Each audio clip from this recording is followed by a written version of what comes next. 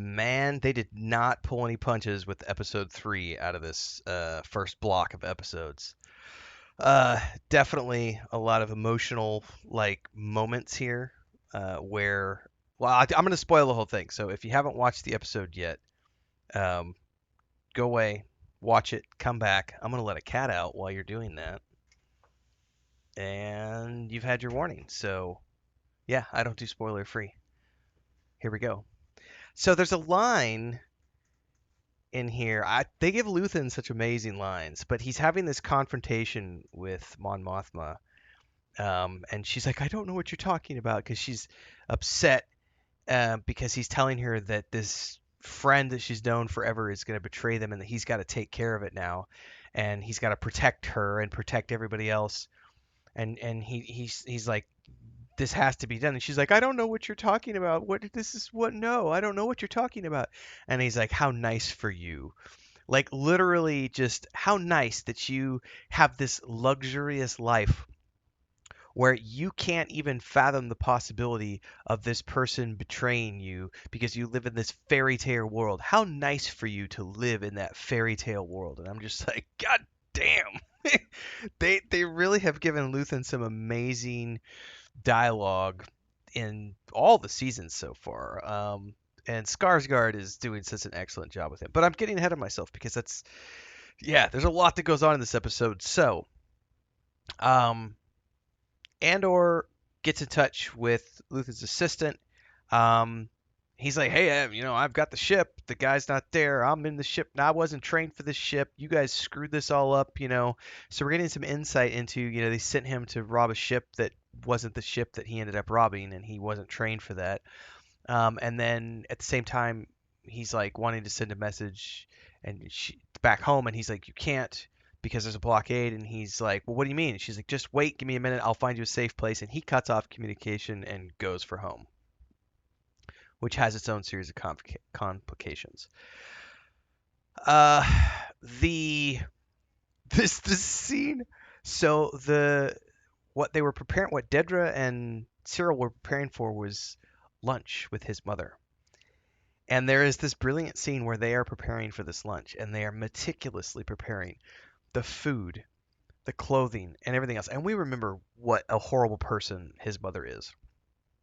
So she shows up, they start having this lunch, and she starts to do what she normally does and just berates him in front. And Dedra finally has enough. Like Cyril like gets up and he's like, I need a minute. And he goes off to the bedroom to like clear his head. And Dedra just lays down the law. And she's like, this game ends now. She's like, I will allow him to visit you so that you can have your visitation, but you will no longer treat him this way. You will do it by the books. Stop with this BS about your uncle. I've read his criminal report. You do not want to go that route with me. Like, Dedra lays down the law, which is amazing. So she's got Cyril's back, which is badass. So that felt very satisfying to see this horrible woman finally get her comeuppance and for Dedra to be the one to eke it out because we see that Dedra is not all bad. She is just really career oriented and focused on doing the best she can at her job. But she's also a human being, and she appears to care greatly for Cyril and wants to defend him. So there's a human element of that to her, and it's great that they're showing that side of it. Um,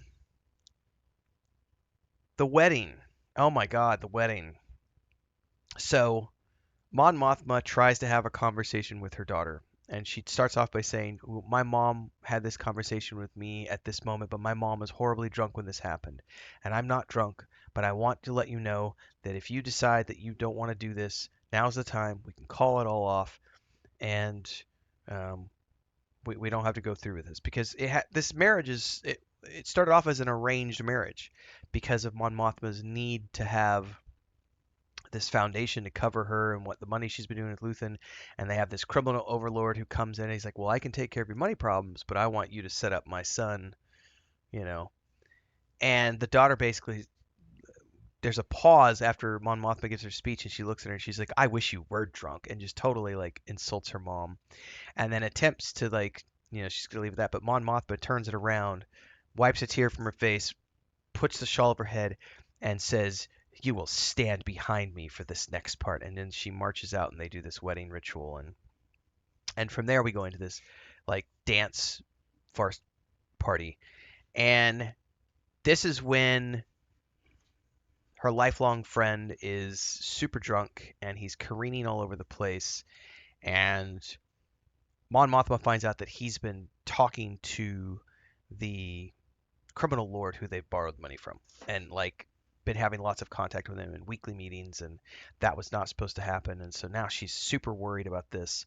And this is when she has this confrontation with Luthen, because he sees this and he says, I have to protect you and me and everything. I have to protect this. And she's like, I don't know what you mean. What do you mean by that? I don't know what you mean. And he's like, how nice for you. And that's like, oh shit. So this is when Mon Mothma just basically goes off the rails. Quick commercial break, everyone, to celebrate and give thanks to all of these amazing people who keep me on the air full time. Really appreciate the support. All you got to do is join as a member. You get access to private videos. You can also do super thanks on any upload or super chats and stickers on any live stream or premiere you see. And beyond that, don't forget we're multi-streaming over on Twitch now, so you can support over there as well. Thanks so much to everybody. Let's get back to the video at hand. And just starts getting absolutely trashed, which is following in the footsteps of her own mother decades before, at her own wedding, because she's lost her daughter, she's losing a lifelong friend, she feels like the bottom is completely swept out from under her, and she's just free falling, and she's lost. And we see the lifelong friend get into a taxi, and it's a different driver, and the driver turns out to be Val's like it was the girl that Val was falling in love with. I can't remember her name for the first season. On one of the other rebellions, and it's her, and she's there to obviously, um, excuse me, take care of this lifelong friend of Mon Mothma's because he's now become a liability, and they ride off. And the kicker here is the scene back on the Green Planet. This, oh my God, so much cool stuff. So, ultimately, um, you know, Cassian arrives in the ship, but before this all happens, I got to go back a little bit. They come to find out that Bix and everybody finds out that the routes have changed, and the Imperials are coming, and they're going to be inspecting visas, and they don't have any paperwork, so they decide they are going to have to make a run for it. All this goes south, however, when they realize that the youngest of them has snuck away to go meet up with this girl that he's been falling in love with at the camp, and um,